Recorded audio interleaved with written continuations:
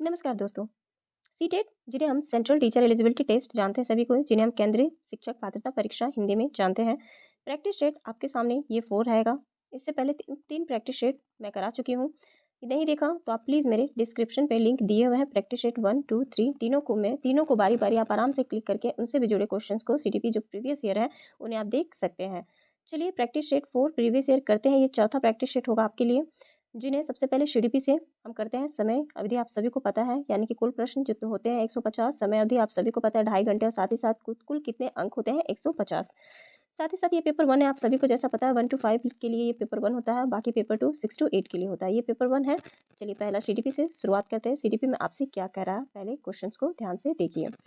साथ पहला क्वेश्चन जो स्क्रीन पे आप देख सकते हैं, शिक्षण और अधिक प्रभावी हो सकता है। ओके, तो शिक्षण और अधिक प्रभावी कैसे हो सकता है? क्या वो छात्रों को स्वयं कार्य करने की स्वायत्तता व नियंत्रण दिया जाए? या ऑप्शन 2, छात्र अधिगम शिक्षक द्वारा निर्देशित एवं नियंत्रित हो? या फिर ऑप्शन 3, शिक्षक तथ्यों की व्याख्या करने में केंद्रीय भूमिका निभाए? या ऑप्शन 4, शिक्षक अधिगम को निर्देशित करे? तो सही उत्तर क्या होगा, गेस कीजिए। सही उत्तर की ओर हम बढ़ते हैं। सही उत्तर इसका हो जाएगा क्वेश्चन नंबर 1 का ऑप्शन नंबर 1। छात्रों को स्वयं कार्य करने की स्वायत्तता, यानी कि स्वायत्तता व नियंत्रण जो है वो दिया जाए। ओके, यानी कि वह स्वतंत्र रूप से शिक्षण प्रक्रिया में प्रभावशाली ढंग से और होना चाहिए, या हो सकता है यदि बच्चे स्वयं कार्य करके हर चीज़ों को सीखें। ओके, नेक्स्ट क्वेश्चन आ जाइए। नेक्स्ट क्वेश्चन सेकंड क्वेश्चन आपसे क्या कहता है? सेकंड क्वेश्चन कहता है शिक्षण प्रभावी हो जाता है, कैसे हो जाता है? यदि वो कक्षा कक्ष में प्रत्यक्ष अनुदेशन को प्रयोग में लाया जाए। या ऑप्शन 2, कक्षा कक्ष में शिक्षक निर्देशित विधियों का उपयोग किया जाए। या ऑप्शन 3, दोनों, यानी कि शिक्षक निर्देशित विधियां एवं प्रत्यक्ष अनुदेशन काम में लिया जाए। या ऑप्शन 4, छात्र केंद्रित अनुदेशन और अंतःक्रियात्मक विधियों का उपयोग किया जाए। सही उत्तर की ओर बढ़ते हैं। सही उत्तर आपका जो दूसरा क्वेश्चन कहता है कि शिक्षण प्रभावी हो जाता है, कैसे हो जाता है? यदि छात्र केंद्रित अनुदेशन और अंतःक्रियात्मक विधियों का उपयोग किया जाए। ओके, छात्र केंद्रित ऑलरेडी हमें बताया जाता है चाइल्ड सेंटर्ड ही होता है। ओके, शिक्षण प्रभावशाली होने का सबसे बेस्ट ओपिनियन और अंतःक्रिया के थ्रू बच्चे सीखते ही हैं। चलिए क्वेश्चन नंबर 3 जो है वो आपसे क्या कहता है? क्वेश्चन नंबर 3 कह रहा है आपसे, एक उत्तम कक्षा कक्ष शिक्षक के लिए कैसा होगा? पहला, छात्रों की प्राकृतिक जिज्ञासा को पोषण करता है। या ऑप्शन 2, छात्रों को पारस्परिक संवाद के लिए प्रोत्साहित करता है। या ऑप्शन 3, छात्रों को वास्तविक वैश्विक परिस्थितियों में सम्मिलित करता है। या ऑप्शन 4, उपयुक्त सभी। तो सही जवाब की ओर बढ़ेंगे। क्वेश्चन नंबर 3 आपसे पूछता है कि उत्तम कक्षा कक्ष शिक्षक, ओके, यदि एक उत्तम कक्षा कक्ष शिक्षक की बात करें तो वो हो जाएगा आपका ऑप्शन नंबर 4, उपयुक्त सभी। ओके, यानी कि तीनों के तीनों अपनी जगह पे सही होंगे। सही उत्तर की ओर बढ़ते हैं। नेक्स्ट क्वेश्चन की ओर बढ़ते हैं। नेक्स्ट क्वेश्चन, क्वेश्चन नंबर 4 देखिए, सृजनात्मकता से यानी क्रिएटिविटी से आपसे क्या क्वेश्चन कर रहा है कि सृजनात्मकता की विशेषता क्या होती है? ओके, यानी कि इनकी विशेषता आपको बताना है। क्या इनमें से मौलिकता होती है, या प्रभावशीलता होती है, या फिर लचीलापन होता है, या ये सभी? तो ऑब्वियसली ये क्वेश्चन देख करके ही आप समझ गए होंगे कि यदि ये क्रिएटिविटी से है यानी सृजनात्मकता से है, तो इसकी जो विशेषता की बात करें तो वो हो जाएगा ऑप्शन नंबर 4, क्योंकि ये सभी इंपॉर्टेंट है। ओके, चलिए क्वेश्चन नंबर 5 की ओर आ जाते हैं। क्वेश्चन नंबर 5 आपसे क्या कह रहा है? क्वेश्चन नंबर 5 आपसे कहता है समानता छात्रों, ओके, यानी कि सामान्यतः छात्रों में पठन पाठन के लिए निम्नलिखित विशेषताएं यानी कि विशिष्टताएं होती हैं। पहला ऑप्शन है अधिगम में क्रियाशीलता। दूसरा ऑप्शन है छात्रों में सीखने की योग्यता। तीसरा ऑप्शन है स्वयं क्रिया करके नवीन अनुभवों द्वारा ज्ञान का निर्माण। या ऑप्शन 4, उपयुक्त सभी। सही उत्तर की ओर बढ़ते हैं कि जो क्वेश्चन नंबर 5 है उसका जो सही जवाब हो जाएगा वो जगह उपयुक्त सभी। कि समानता छात्रों में पठन पाठन, ओके, यानी कि पढ़ने पढ़ाने की यदि बात करें तो विशिष्टता अधिगम में क्रियाशीलता भी है, छात्रों में सीखने की योग्यता भी होती है, और स्वयं क्रिया करके नवीन अनुभव द्वारा ज्ञान का निर्माण भी वो कर लेते हैं। चलिए क्वेश्चन नंबर 6 की ओर बढ़ जाते हैं। क्वेश्चन नंबर 6 क्या कहता है माय फ्रेंड्स? क्वेश्चन नंबर 6 आपसे कह रहा है कि एक मंद गति से सीखने वाले जो बालक को जरूरत होती है, कैसी जरूरत होती है, क्या जरूरत होती है? क्या उन्हें ऑप्शन 1, अतिरिक्त सहायता की जरूरत होती है। ऑप्शन 2, विशेष सहायता की जरूरत होती है। ऑप्शन 3, किसी सहायता की नहीं होती है। या ऑप्शन 4, कुछ सहायता की होती है।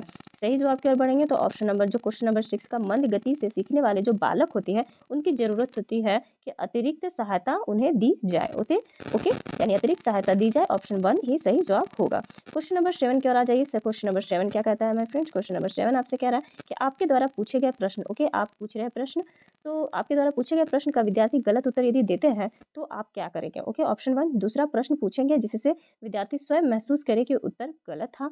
या ऑप्शन 2, आप उसे बताएंगे कि उसका उत्तर गलत क्यों था। या ऑप्शन 3, किसी दूसरे विद्यार्थी को उत्तर देने के लिए कहेंगे। या ऑप्शन 4, सही उत्तर बताएंगे। थिंक कीजिए आप ऐसे सिचुएशन में क्या कीजिएगा। क्वेश्चन नंबर 7 बिल्कुल आपके लिए है। आपके लिए सही ओपिनियन होगा कि आप दूसरा दूसरा प्रश्न पूछेंगे जिससे विद्यार्थी स्वयं महसूस करें कि उत्तर गलत है। ओके, उन्हें न कि बताएं, गलत ठहराना बिल्कुल भी नहीं है। ओके, उसे बताना नहीं है कि आपका उत्तर गलत है। दूसरे विद्यार्थी से उनकी बेइज्जती नहीं करनी है और सही उत्तर बता करके उन्हें खुद में भी वो शर्मिंदगी नहीं महसूस करनी है। इसलिए वो खुद से सीखें, ऐसा कोशिश हमें आंसर ढूंढने की आपको कोशिश करनी होगी। क्वेश्चन नंबर 8 की आ जाइए। क्वेश्चन नंबर 8 आपसे क्या कह रहा है? क्वेश्चन नंबर 8 कहता है कि शिक्षण को निम्न प्रकार से परिभाषित किया जाता है। किस प्रकार से परिभाषित किया जाता है? देखिए, क्या शिक्षण को अधिगम का सरलीकरण यानी कि सरलीकरण के द्वारा परिभाषित किया जाता है, या शिक्षकों द्वारा ज्ञान का स्थानांतरण तथा छात्र द्वारा ज्ञान को ग्रहण करना, या पाठ्य पुस्तकों को पढ़ना, या फोर्थ शिक्षकों द्वारा ज्ञान का स्थानांतरण। तो सही उत्तर की ओर बढ़ेंगे। जो क्वेश्चन नंबर 8 आप देख रहे हैं कि शिक्षण को इनमें से किस प्रकार से परिभाषित किया जाना चाहिए, तो ऑप्शन 1 अधिगम का सरलीकरण करके परिभाषित किया जाना चाहिए। ओके, 9 क्वेश्चन क्या आ जाइए। 9 क्वेश्चन देखिए क्या कहता है आपसे? निम्नलिखित में से कौन सा स्तर शिक्षण का है? क्या वो स्तर परावर्तक है, या फिर अंतःक्रियात्मक है, या फिर थर्ड प्रक्षेपण है, या फिर फोर्थ संकलित है? ओके, तो सही उत्तर की ओर बढ़ते हैं। सही उत्तर क्या हो जाएगा? क्वेश्चन नंबर 9 का जो सही उत्तर हो जाएगा वो हो जाएगा आपका ऑप्शन नंबर 1 परावर्तक। ओके, यानी कि परावर्तक स्तर शिक्षण का है। ओके, यानी कि परिवर्तन से रिलेटेड है। चलिए नेक्स्ट क्वेश्चन 10 की ओर बढ़ जाते हैं। 10 क्वेश्चन आपसे क्या कहता है? शिक्षकों को यहाँ कह रहा है आपसे कि शिक्षकों को निम्नलिखित शिक्षण विधियों को अभ्यास में लाना चाहिए। क्या भाषण विधि लाना चाहिए, अंतःक्रियात्मक विधियां लाना चाहिए, वर्णात्मक विधियां लाना चाहिए, या फिर उपयुक्त में से कोई नहीं आपसे पूछ रहा है? तो क्वेश्चन नंबर 10 का जो सही जवाब हो जाएगा वो ऑब्वियसली आप देख के समझ रहे हो, अंतःक्रियात्मक विधि सबसे बेस्ट होता है। एक दूसरे से, समाज से या किसी भी चीज़ से अंतःक्रिया करके वो सीख सकते हैं, ना कि भाषण और वर्णन दे करके या फिर उपयुक्त में से कोई नहीं, तो ऑब्वियसली नहीं है। चलिए 11th क्वेश्चन क्या देखते हैं। 11th क्वेश्चन क्या कहता है आपसे कि विद्यार्थियों को दिए जाने वाले परामर्श की सर्वाधिक उपयोगिता यह है कि क्या है? इससे उनका ज्ञान बढ़ता है, या फिर उनका कौशल बढ़ता है, या फिर उनमें आत्मविश्वास की अभिवृद्धि होती है, या फोर्थ वे दुनियादारी में सफल बन जाते हैं। तो क्या हो जाता है जब विद्यार्थियों को दिए जाने वाले परामर्श की सर्वाधिक उपयोगिता इनमें से कोई हो जाती है? तो यदि वो तीसरा हो जाए कि उनमें आत्मविश्वास की अभिवृद्धि होती है, तो आई होप ये अप्रोप्रिएट पूरा का पूरा हो जाएगा, यानी कि विद्यार्थी को दिए जाने वाले परामर्श की सर्वाधिक उपयोगिता उनमें आत्मविश्वास की अभिवृद्धि होती है। ओके, चलिए नेक्स्ट क्वेश्चन की ओर बढ़ जाइए। नेक्स्ट क्वेश्चन 12 नंबर आपसे क्या कहता है माय फ्रेंड्स कि बहुग्रेड अध्यापन। ओके, बहुग्रेड अध्यापन वह है जिसमें क्या है? बहुग्रेड अध्यापन जिसमें क्या एक विद्यार्थी एक ही समय में एक से अधिक कक्षाएं उत्तीर्ण कर सकता है, या फिर ऑप्शन 2 एक अध्यापक को एक ही समय में एक से अधिक कक्षाओं के भी बच्चों को पढ़ाना पड़ता है, या ऑप्शन 3 कक्षावार अध्यापन का कोई अर्थ नहीं है, या ऑप्शन 4 उपयुक्त सभी होगा। तो सही उत्तर की ओर बढ़ते हैं। जो क्वेश्चन नंबर 12 आप देख रहे हो कि इसका सही जवाब बहुग्रेड अध्यापन वह है जो एक अध्यापक को एक ही समय में एक से अधिक कक्षाओं के बच्चों को पढ़ाना पड़ता है, उन्हें हम बहुग्रेड अध्यापन कहेंगे। ओके, चलिए 13 question number my friends. 13 question क्या कह रहा है आपसे? 13 क्वेश्चन कहता है कि शिक्षकों की भूमिका है। क्या है भूमिका? क्या पहला ऑप्शन ज्ञान का संप्रेषण करना है, दूसरा है छात्रों को अनुशासन में रखना है, तीसरा है छात्र केंद्रित या क्रिया आधारित अंतःक्रियात्मक अधिगम का सृजन करना है, या ऑप्शन 4 उपयुक्त सभी। सही उत्तर की ओर बढ़ते हैं। जो क्वेश्चन नंबर 30 है वो 13 है वो है आपका शिक्षकों की जो भूमिका होती है वो होती है आपको छात्र केंद्रित या क्रिया आधारित अंतःक्रियात्मक अधिगम का सृजन करना। ओके, ये इसका बिल्कुल सही जवाब होगा। तो चलिए नेक्स्ट 14 क्वेश्चन की ओर बढ़ जाते हैं। 14 क्वेश्चन आपसे कहता है कि पठन पाठन में शिक्षकों को क्या करना चाहिए? बताइए क्या करना चाहिए? क्या उन्हें ज्ञान का मौखिक स्थानांतरण सिर्फ करना चाहिए, या जिज्ञासु प्रवृत्ति का प्रोत्साहन करना चाहिए, या कक्षा कक्ष में पाठ्य पुस्तक द्वारा शिक्षण, या फिर उपयुक्त में से कोई नहीं? तो आई होप इनमें से अप्रोप्रिएट आंसर आप लोगों ने ऐसे गेस कर लिया होगा, क्योंकि ये इजी है। ओके, 14 का जो सही जवाब हो जाएगा वो जगह 2, जहाँ जिज्ञासा दिखे और जहाँ पर प्रोत्साहन दिखे, ऑब्वियसली ये सबसे ज्यादा पॉजिटिव आंसर हमें दिख जाएगा।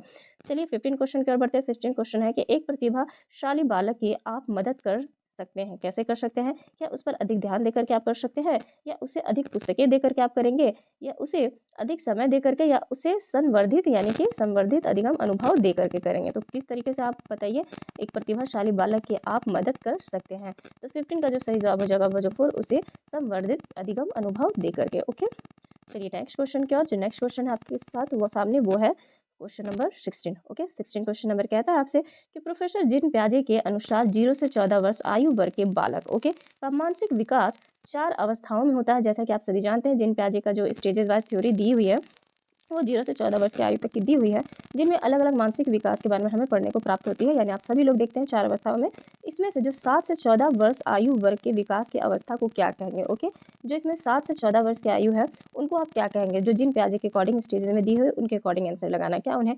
संवेदात्मक बुद्धि विकास अवस्था कहिएगा, या पूर्व संकारीय अवस्था, या मूर्त संकारीय अवस्था, या फिर यहाँ पर औपचारिक संकारीय अवस्था कहिएगा?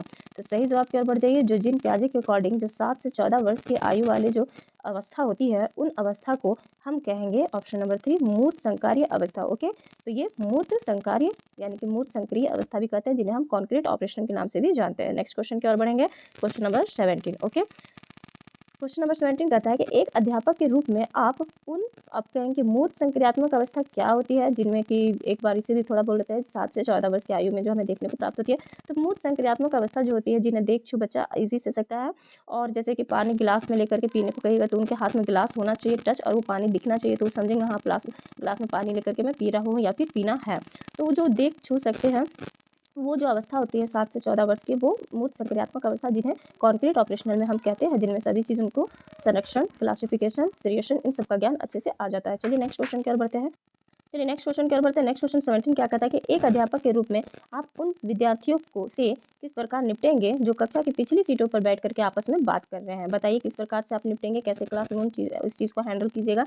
जो पिछली सीट पर बैठकर बच्चे गपशप कर रहे होंगे, क्या उनकी अपेक्षा करिएगा आप, या उन्हें चुप रहने के लिए कहिएगा, और अथवा कक्षा से बाहर जाने के लिए आप कहेंगे, या फिर थर्ड ऑप्शन आपका कहता है कि उन्हें कक्षा से बाहर कर देंगे आप। ओके, तो या उन्हें कक्षा से बाहर कर देंगे, या फोर्थ कहता है उनसे पूछेंगे कि वे ध्यान क्यों नहीं दे रहे हैं। बताइए इनमें से आप क्या कीजिएगा। सही जवाब की ओर बढ़ते हैं। जो क्वेश्चन नंबर हमारा ये है, जो क्वेश्चन आप देख रहे हैं 17 क्वेश्चन नंबर है, जिनमें कि पूछा जा रहा है कि पीछे बैठे बालकों के साथ आप किस प्रकार से उनको निपटेंगे, है ना, क्लास में जो बैठ करके आपस में बातें कर रहे हैं।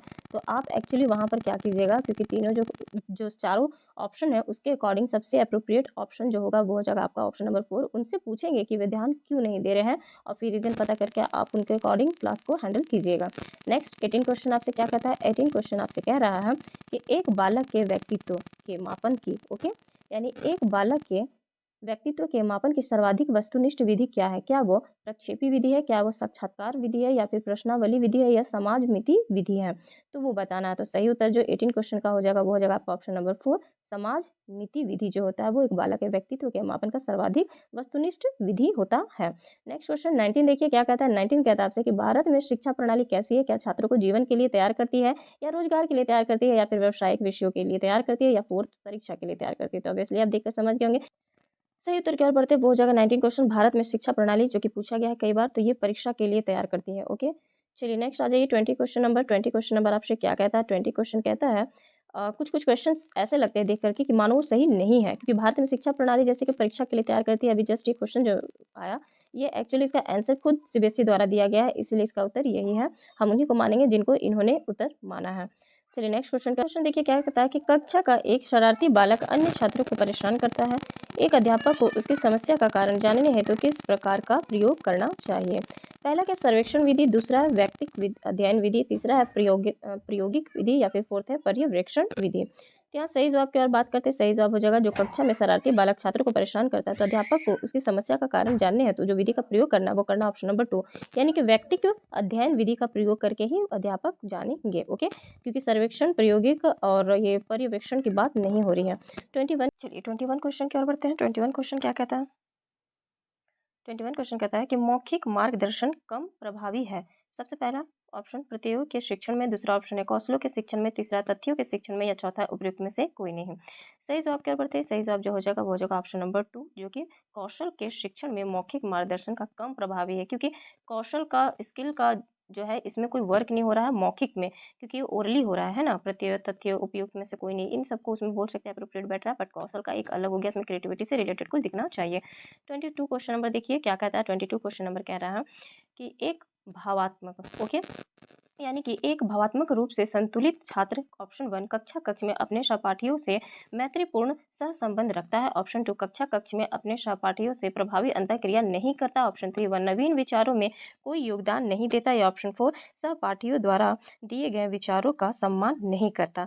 सही जवाब की ओर बढ़ते हैं। ऑप्शन जो हो जाएगा सही 22 क्वेश्चन का वो हो जाएगा ऑप्शन नंबर 1 कक्षा कक्ष में अपने सहपाठियों से मैत्रीपूर्ण सहसंबंध रखता है। ओके, भावात्मक रूप से संतुलित छात्र के बारे में पूछ रहा था ना। सही उत्तर। चलिए क्वेश्चन की ओर बढ़ते हैं। नेक्स्ट क्वेश्चन 23 आपसे कहता है कि शिक्षक की भूमिका कैसी होनी चाहिए। क्या वो ज्ञान का स्थानांतरण करना या फिर ज्ञान देना सिर्फ, या कौशल अर्जित करने में प्रशिक्षित करना, या फिर चौथा ऑप्शन आपसे कहता है ज्ञान निर्माण का सरलीकरण करना।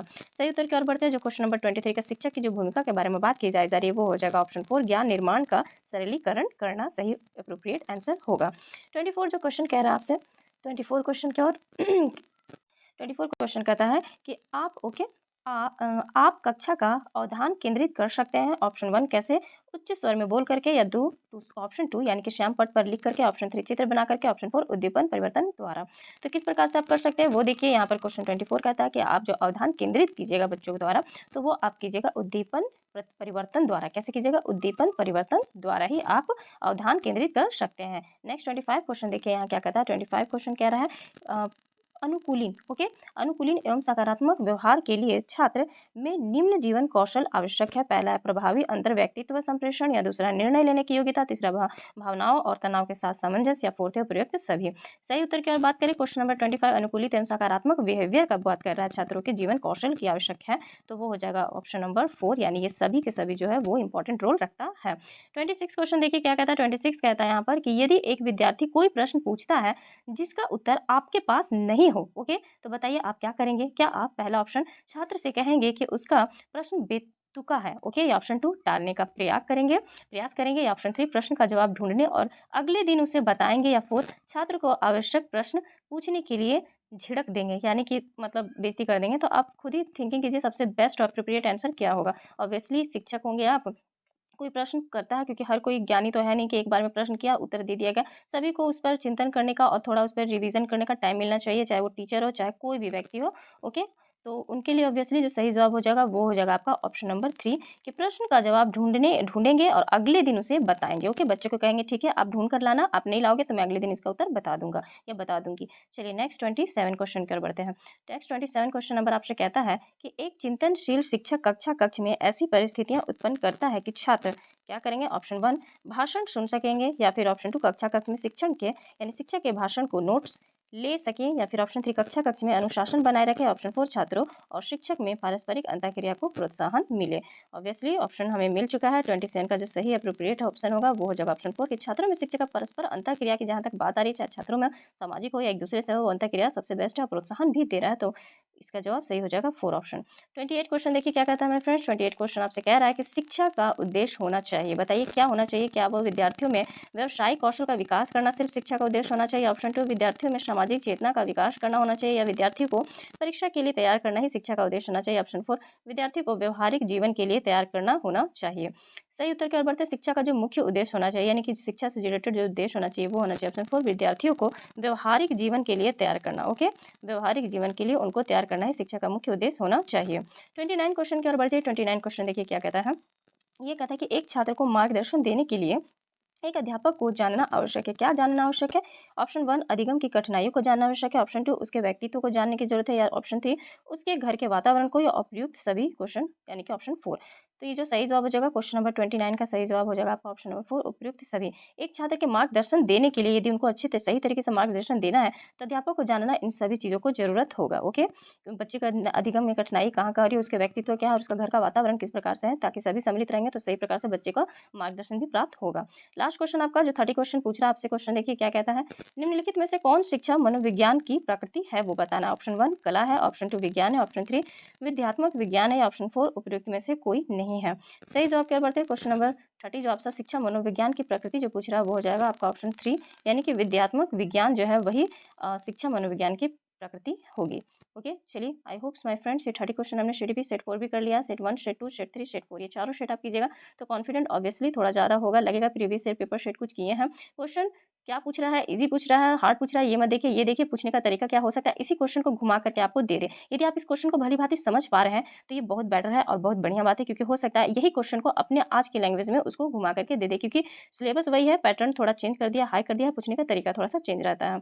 सो इसलिए कहा जाता है कि इनके लैंग्वेज को स्तर को हाई कर दिया गया है, बाकी क्वेश्चन सारा वही है। सो इसको आपको बेसिक को समझना ज़्यादा इंपॉर्टेंट है, ना कि जैसा है सेम टू सेम वैसा नहीं देगा, उससे रिलेटेड घुमा करके भी दे सकता है। चलिए आई होप ये वीडियो आपके लिए यूज़फुल रहे, और यूज़फुल हुआ हो तो आप लाइक कर दीजिएगा, एंड चाहे तो आप सब्सक्राइब भी कर सकते हैं। ये वीडियो देखने के लिए आपका बहुत बहुत धन्यवाद। मिलते हैं हम अपने नेक्स्ट वीडियो में।